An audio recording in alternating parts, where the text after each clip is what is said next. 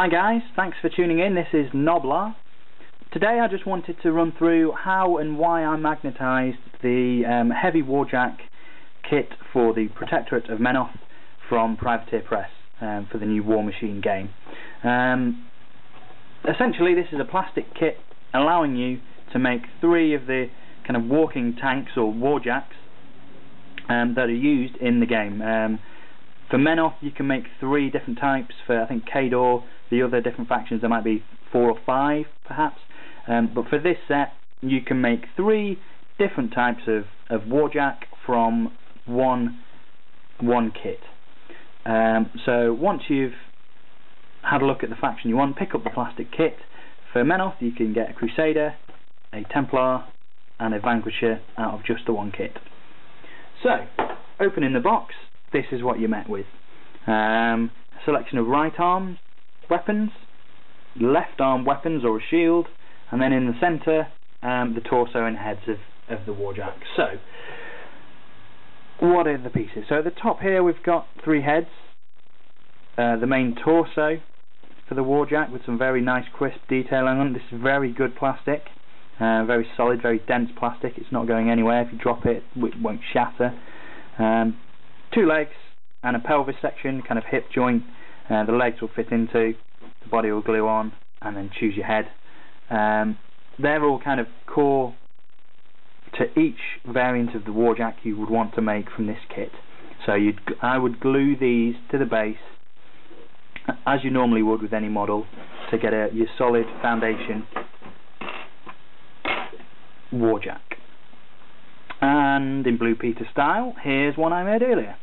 So essentially you've got a very solid kit there, Warjack walking forward, some nice detail on the back with the engine.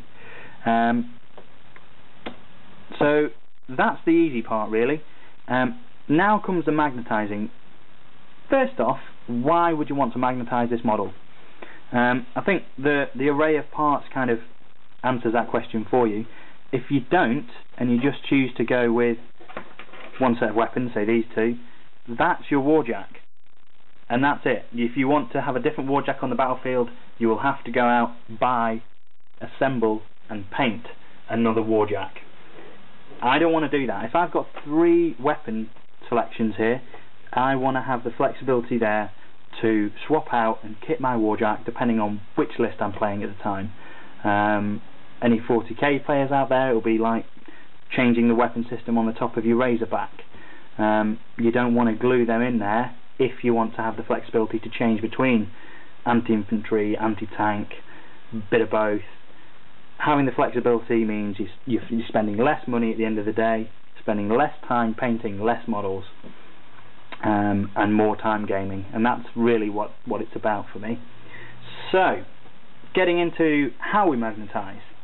First off, you'll want to buy some magnets. I live in England, so I went with these guys, eMagnets UK. Excuse me. They're online. I think they're Sheffield based. Just search for them online, e-magnetsuk.com. Very good, very wide selection of magnets, from pretty little things like this up to big stonking chonking magnets like this. For this Warjack, it's a big beastie. Some of these parts are plastic, but it is solid plastic, quite dense plastic, so they are quite heavy, and long chain weapons as well, they'll tend to pull down. So I went with 6mm by 3mm magnets. Each one of these is pretty strong, as you can see, and to go with that you'll want a drill bit the same size, so a 6mm drill bit in this case. And what I did,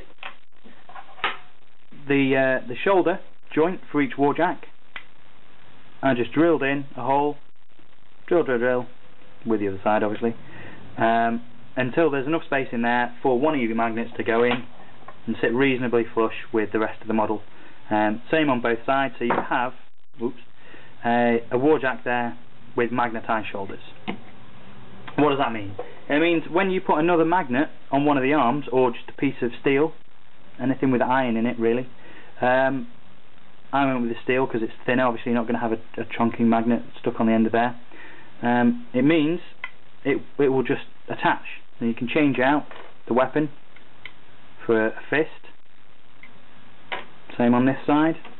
Put a bit of steel on the top, another magnet in the wrist joint, and a bit of steel on each wrist.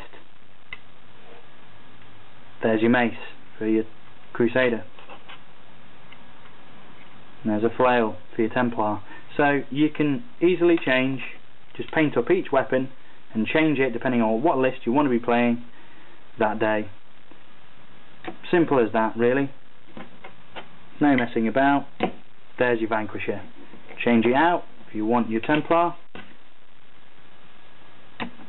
There's your flail. Open fist. Another magnet on the shield. Job done. Templar. Very nice Jack. Solid, not going anywhere. Very strong magnets. Job done. If you have any questions, guys, leave them in the comments below and I'll be happy to answer them. Cheers for now.